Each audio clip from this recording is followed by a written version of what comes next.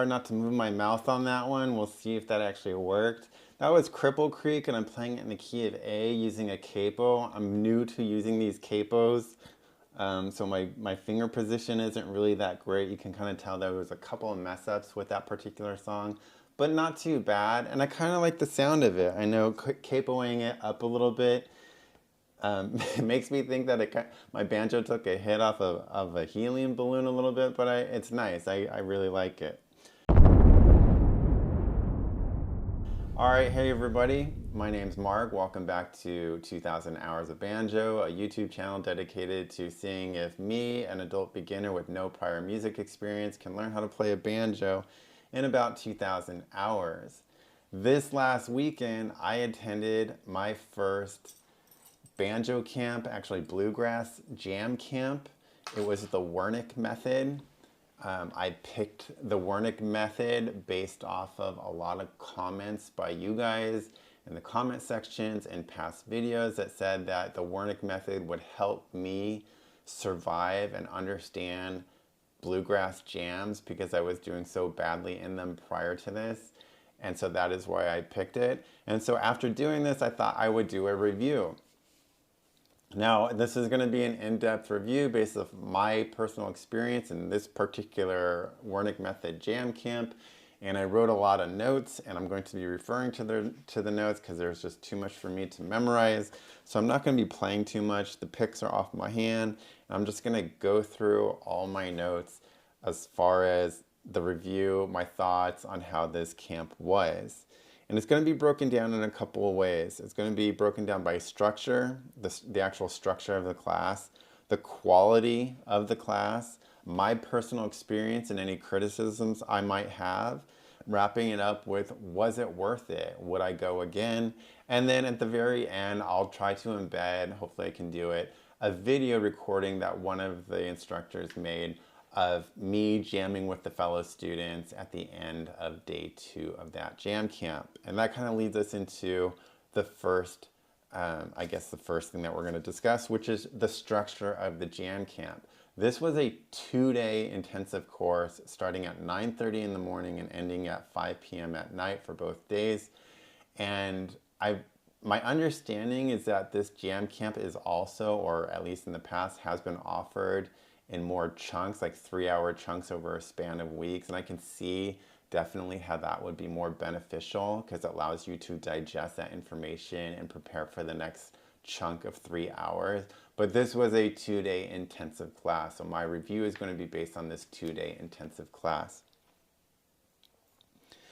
All right, so we'll do day 1 and then day 2. Day 1 started with just introductions to the instructors, introduction to the other assistants, and then introduction of the students to the other students in the classroom. And there were some students from all over the place. Now, I took this class in Hollister, California, and there were students from the Central Valley of California. There was one student from Nevada who literally drove over the Sierras through a blizzard to get to this jam camp. It was pretty impressive. His truck was pretty impressive. He had a Ram Power Wagon, which is pretty awesome. I'm kind of jealous of it. So that's the students, and they were all super cool and super nice and supportive. The day started after the instructions. I think we, if I recall correctly, we did kind of like an introductory jam just to warm things up.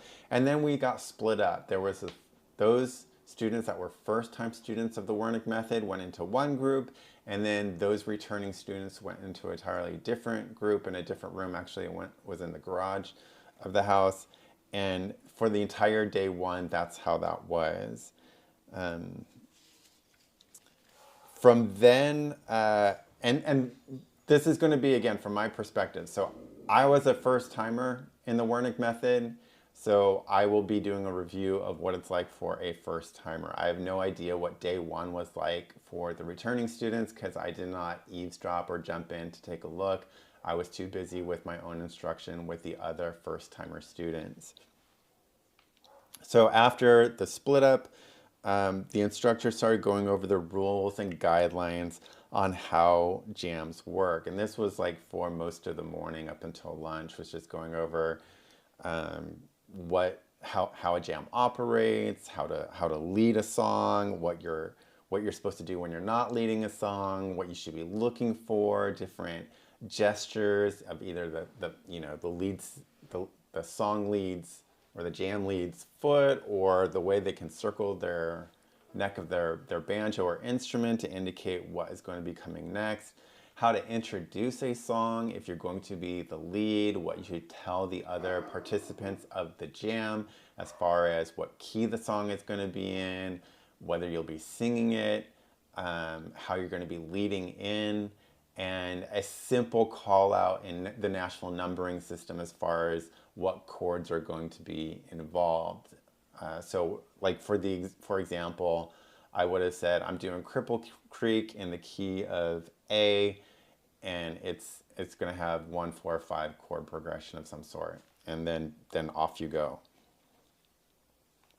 What else? After rules and guidelines, we went over the roles of you as a participant in the jam per instrument. So if you have a banjo, if you have a fiddle, or if you have a mandolin, what your role is in the jam, what to be looking out for. And that was all pretty interesting. And there are different ways to fill that role as far as your part in the jam. There was an emphasis on what I'm going to term the entourage effect. This is a term that we throw around in our forensic toxicology community that kind of refers to, in particular, with say marijuana, where you can have independent compounds of marijuana like THC itself, and that produces an effect. But there's this entourage effect when you consume or smoke the entire marijuana plant material, where you have the THC, you have other cannabinoids and cannabidiols, and it creates this greater effect. The idea being that the whole experience is better than the parts that make it up. So your part or your role as one of the players in a jam session is to try to make that entourage experience or make the whole better with just your single part. And by that I mean, if there's another banjo player in the circle in the jam and they're playing up the neck, then you would play down the neck. If the other banjo player is vamping, then you would do roll patterns. Kind of that. You want to complement the other players and fill that bouquet of noise to create the ultimate effect of everybody playing together. What else was going on? How to lead a song, I think I went over that a little bit, how you introduce it and so forth. And then the day ended after lunch with us beginners jamming together, being, basically led by the instructor, and us each taking a turn with a song on in the circle, which was all pretty good. All in all, day one was great. It was a little bit challenging, but I had a really good time on day one. Day two was all practical application. It was almost entirely just jamming. As in, the two groups came back together, so the returning students and the first time students all formed one big group this time, so we weren't split apart, and we just formed a jam circle. And for the morning half, we jammed, and for the second half of the day, we jammed. So as far as the structure of the camp is concerned, yes, it was intensive. Yes, it was a lot of material, but this is fairly basic fare, right? You have principles, rules, guidelines at the beginning of a course, followed by practical application to reinforce those principles, rules, and guidelines by you yourself actually doing them and trying to implement them. And it's a recipe that works across the board for just about any type of thing that you're trying to learn, and so it's no surprise that it's being used here.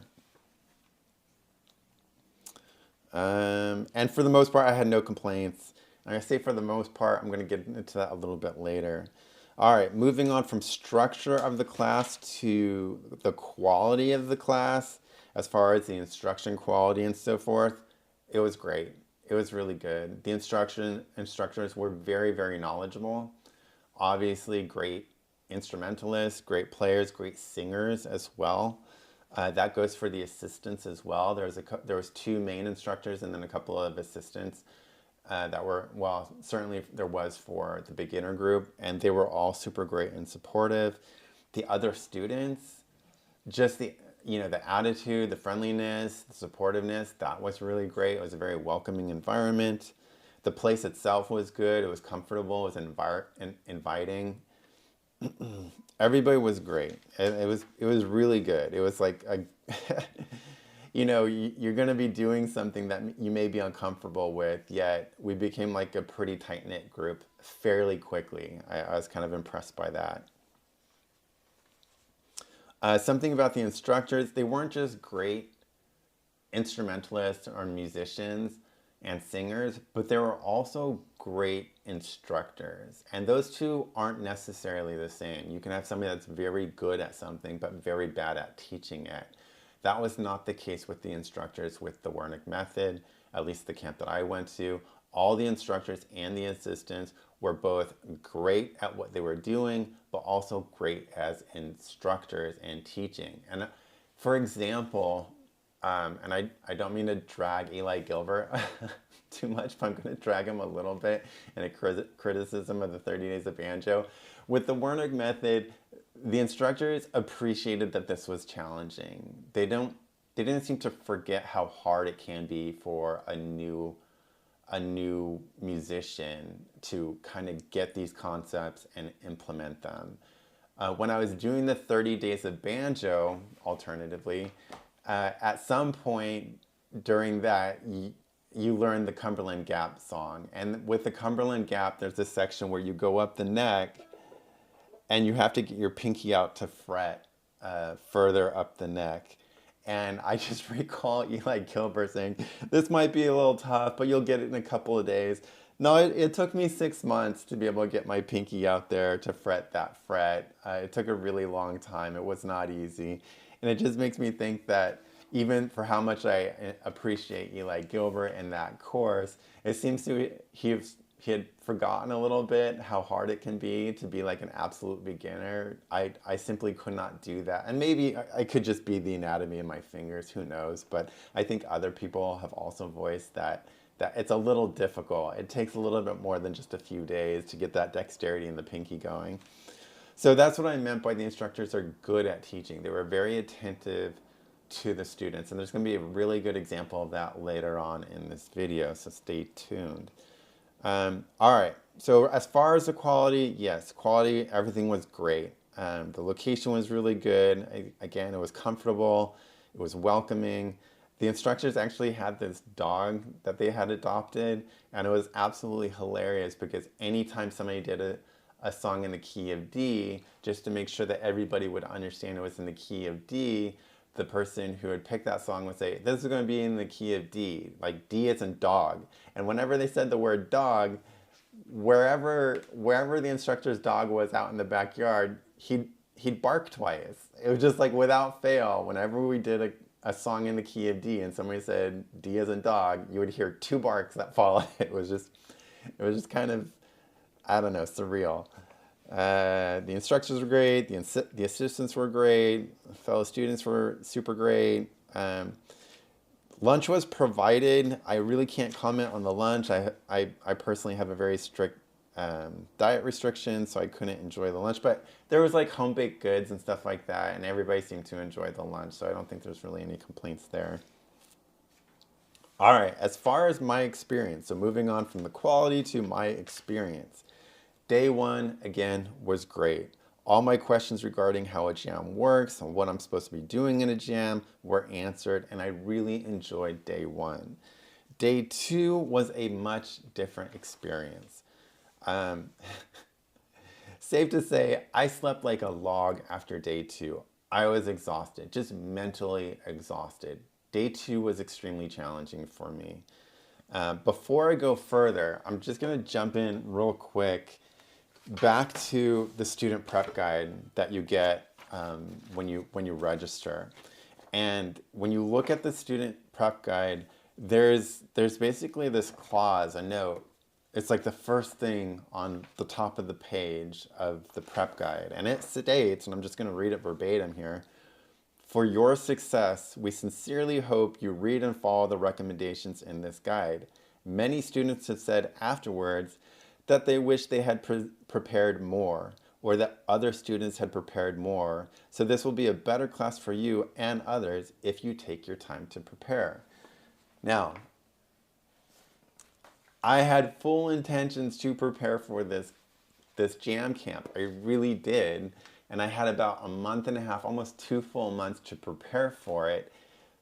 And what happened?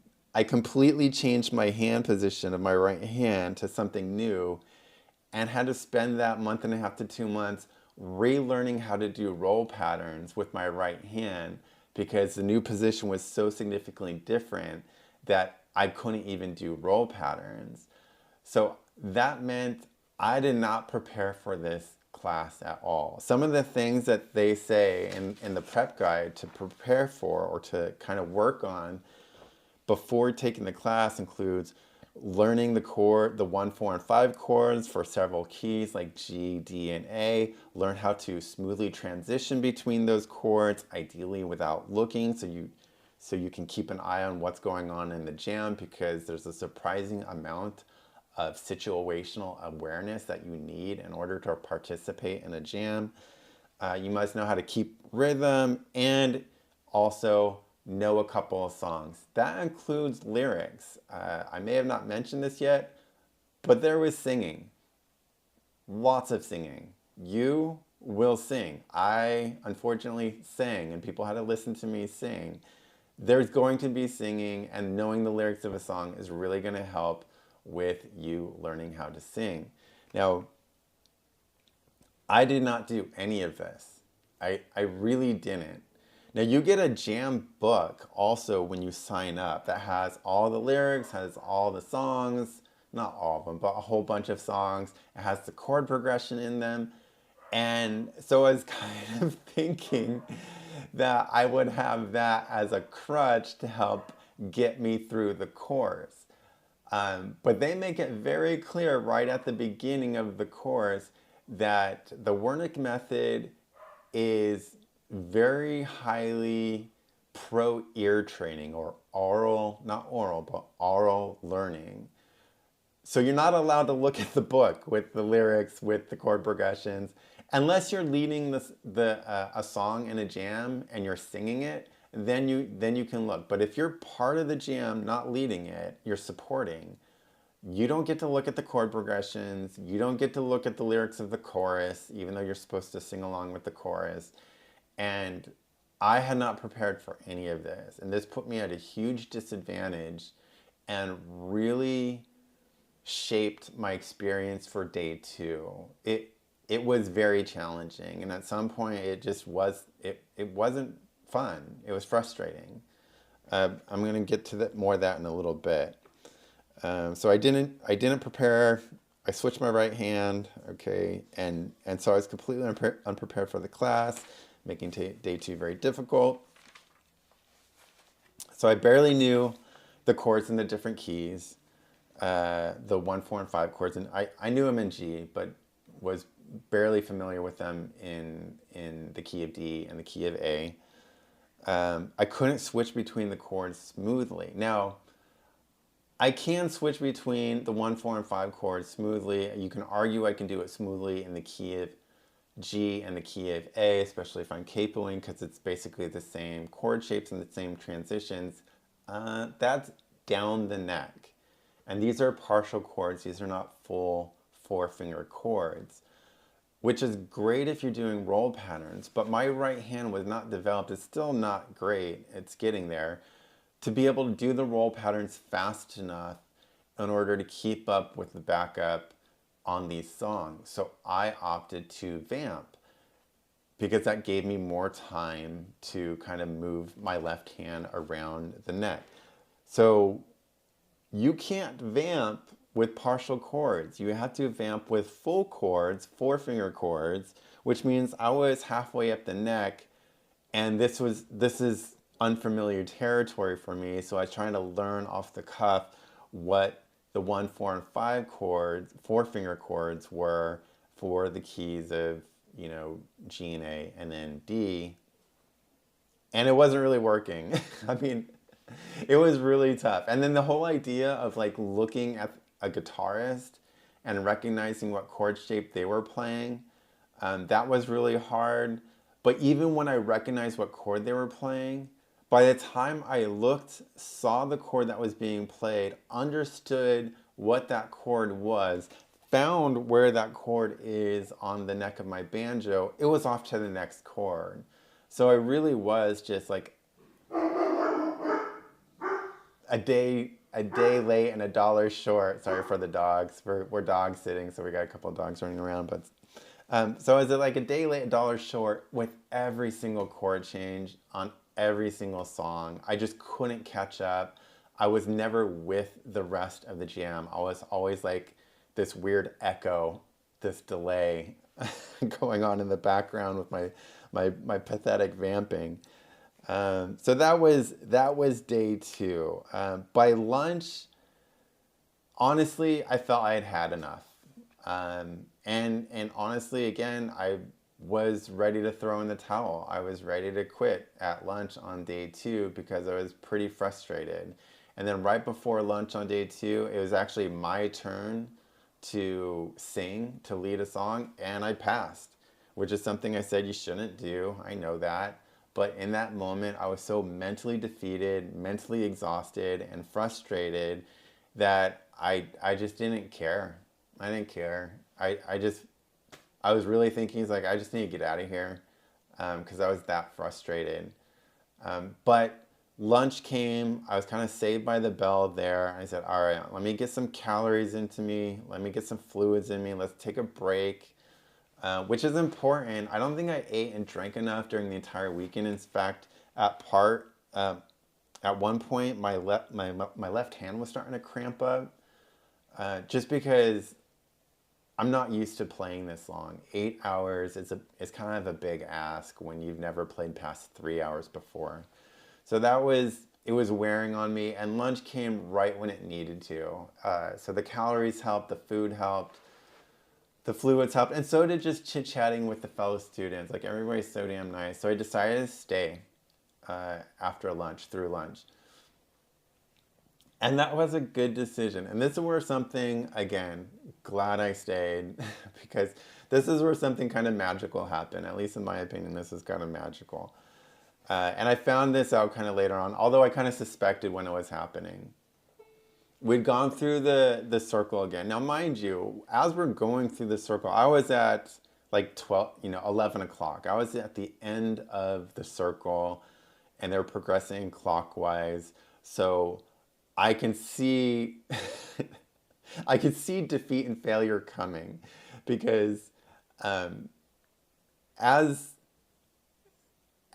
the lead song goes from 1 o'clock, 2 o'clock, 3 o'clock, 4 o'clock around the circle, it's approaching me, which means I have fewer opportunities to recognize the chord progression, kind of get along with the song as the lead starts approaching me. So by the time it got to me, I was so frustrated with not having enough time to figure out what the heck was going on with each song that I was getting burnt out. However, after lunch, it was apparent that the assistant instructor had talked to one of the lead instructors, that I was barely hanging in there, that I was getting frustrated, and it was visible. So after lunch, the lead instructor threw me a win that I absolutely needed to help get me through the rest of the day. Now, for the most part, the entire weekend was based off of songs rather than fiddle tunes. Now, with songs, there's lyrics and you sing it. With fiddle tunes, it's just instrumental. And adding that extra complexity of song and singing, especially when you don't know the lyrics or how the song goes, because I wasn't familiar with any of these songs, was very daunting and added an extra level of difficulty to leading. However, after lunch, when it got to my turn to lead, the head instructor said, let's talk about fiddle tunes, because sometimes fiddle tune will be played in a banjo jam or in a bluegrass jam as well, and it's not just songs. And then he pointed to me, Mark, I believe you know a fiddle tune, Cripple Creek, which I demonstrated earlier at the beginning of this video. And he knew I knew that. He was offering me a win here. He knew I knew Cripple Creek really well. He knew this because at the pre-camp that I attended with the instructors, I had played Cripple Creek for them, and so they knew that I could play it. And without having to also sing along, I could just focus on playing my instrument. I felt I did really well. I was playing nice and loud. I was playing, for some reason, I found my fingers on my right hand and I was hitting the strings where I needed to hit the strings, and I was staying on time, and I was doing the backup, and I was passing the lead around, and it felt great. It was absolutely the win I needed in that moment to get me through the rest of the day. And this is where I go to, the instructors were good teachers. Like, they recognized I was having trouble. They recognized that I needed a win. They knew how to give me the win. I delivered, and the rest of the day still was challenging, but at least I was a lot more motivated to get through the rest of the day. So that was basically day 2. What else? Did I miss anything? Let me just look at my notes real quick. Get some fluids, blah, blah, blah, after lunch. All right, so that was day 2. I finished day 2, super exhausting. And like I said, I slept like a log after day 2 because it was really that exhausting. Criticisms. All right. It's really hard to criticize this considering my particular experience. I did not prep like the prep guide suggests you do. And because of that, I had the experience that I had, which was not super great. Day 1, again, awesome. I really enjoyed day 1. Day 2, though, not super great. And that's more on me. I can't criticize the camp for my failure to prepare. That wouldn't be fair. If there's anything that I would criticize, however, it would be a little bit on structure. On day 1, the new students were separated from returning students, and the new students got to jam together and the returning students got to jam together. I kind of wish that they kept that format for day 2. I don't mind failing if I know that everybody else is kind of having the same level of difficulty that I am, and we're all kind of failing, but we're all kind of supporting each other. That was day 1, and us new students were, I don't know, well content with our bad performances because we were all struggling. On day 2, though, when they combined the 2 groups together, there were really good players in the return students. And I just felt like I was ruining the experience for them. Now, here's an analogy. My wife rides a motorcycle. I ride a motorcycle. I've been riding a motorcycle for much longer than my wife has. I've done track days. I've ridden many different styles of bikes. I got my license when I was like 16 or 18 or something like that, but really started riding more, say, almost 20, for the last 20 years, I've been riding a lot more. My wife is just getting into it, or re-getting into it. And when she rides with us, she constantly thinks that she's kind of ruining my good time, because if not for her, I'd be riding a lot faster and having more fun or whatever. And even though that's not what I think, that's what she thinks. And that's how I felt in this particular jam. I don't think anybody else really cared that I was sucking, but I cared, and I thought I was dragging down the fun level and enjoyment of everybody else just by how bad I was sucking. Even though nobody reinforced that delusion, and it was kind of a delusion. Nobody said, damn, Mark, if it wasn't for you, I'd be having a good time here. Nobody made any hint towards that being true whatsoever. In fact, everybody else was just incredibly supportive. So that was all in my head. That said, it's hard to get out of that mindset. So the idea of keeping those groups split probably would have prevented me from getting into that mindset in the first place. And all of us new beginners could have sat around in a circle and just kind of sucked together, and we'd be okay with that. It was just the introduction of really good players into the jam circle that became intimidating, and then I felt like I was dragging everybody down. So if I'm going to criticize anything, I think that would be the one thing that I would criticize. And again, my perspective on that probably would be different had I prepared well enough for this jam camp. But as is, that would be my only criticism. All right, so moving on after that, would I do this again? Absolutely yes. I think this was good value for money.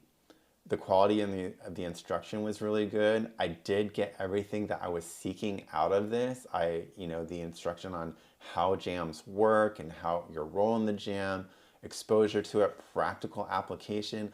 I met really good people that I will probably end up jamming with in the future. Even like other beginners, and having just really small jams with other beginners to try to just work on a single song for the entire jam, So I met a lot of really good people, made really good connections, found a couple more jams that I could attend that will be slower paced and easier. So all that is really great value. And I absolutely would do. The only thing that I would do differently would be that I would prepare appropriately so I can enjoy it more and not be too frustrated.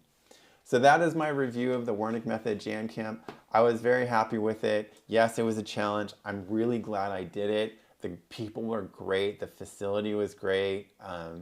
It was just an amazing experience. It was a very challenging experience, but again, that was mostly due to my lack of preparation.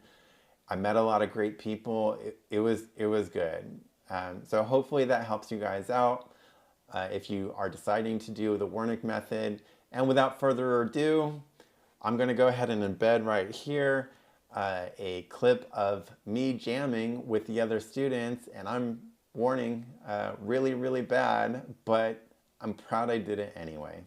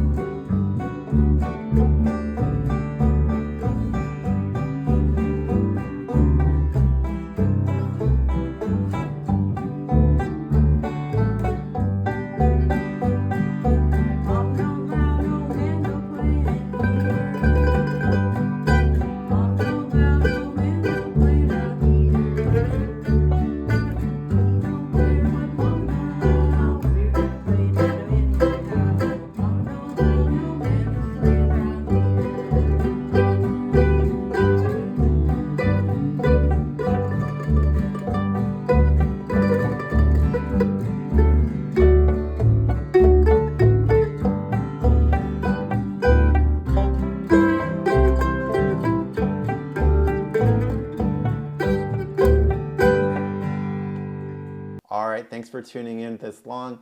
Hope you guys are having a good day. I will see you later. I've got lots of practice to do. I will see you next time. Bye.